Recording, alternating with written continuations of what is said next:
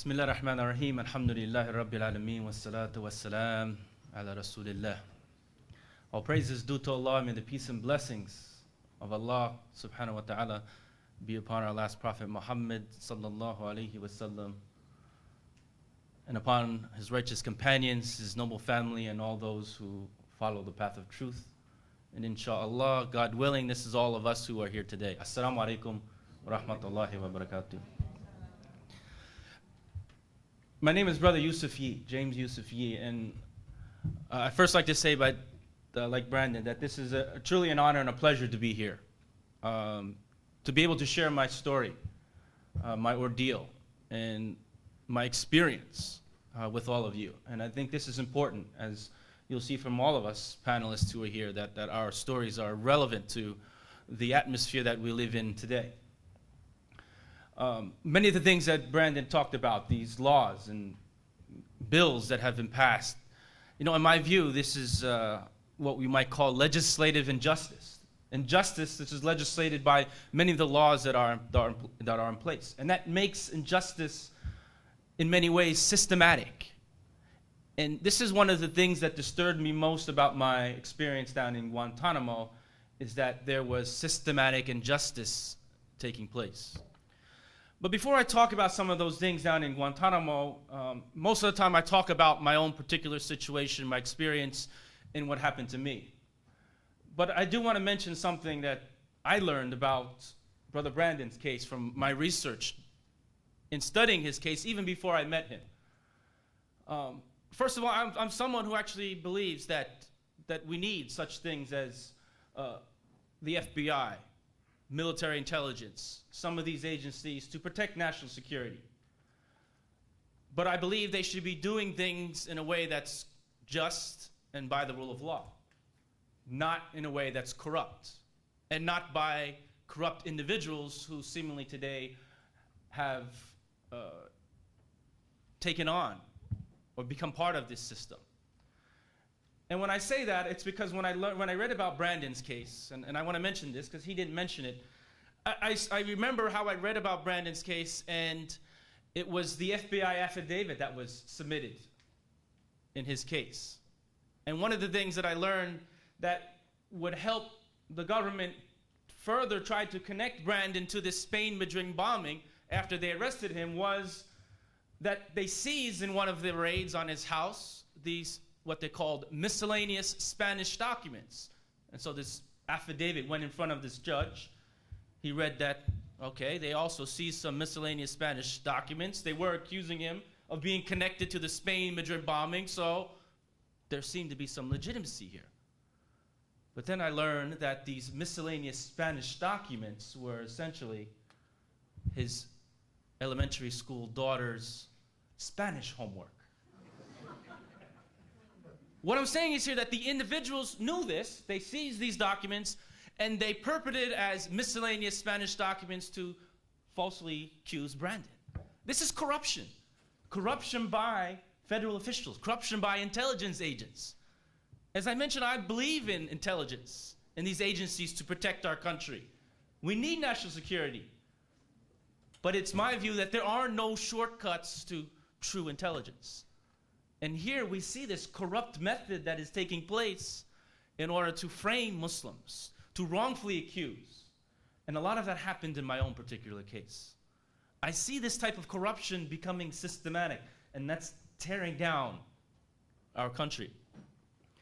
When I say systematic, let me talk to you about some of the systematic things that were going on in Guantanamo.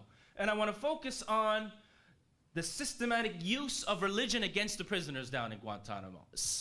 Really, because my role as a chaplain was in the military is to defend that First Amendment right to religious freedom, what we call in our Constitution the free exercise of worship. Now, all the prisoners down in Guantanamo are Muslim.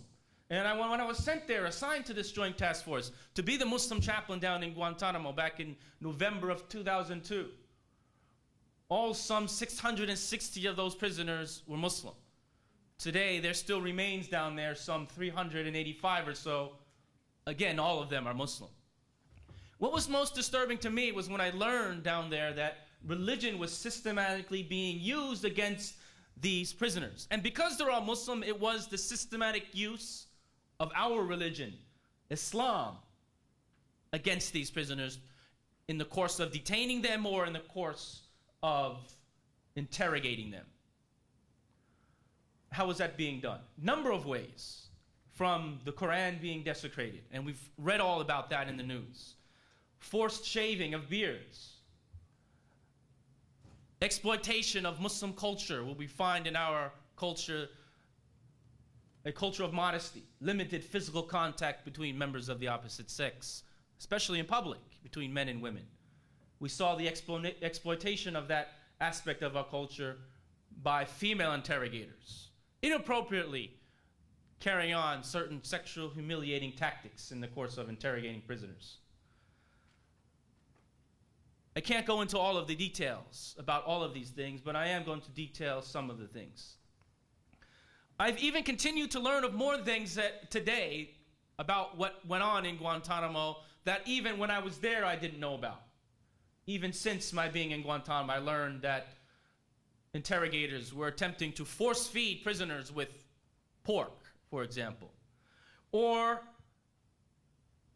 where one interrogator actually force baptized a Muslim prisoner down in Guantanamo. I learned of these things even after my ordeal and after my service down there in Guantanamo.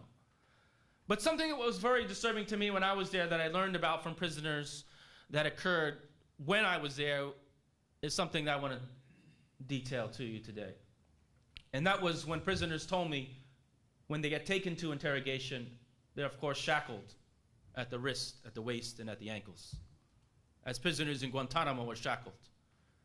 And they would tell me that when they were taken to interrogation, sometimes they were taken to certain interrogation rooms where, in a particular interrogation room, there was what was marked on the floor, a circle.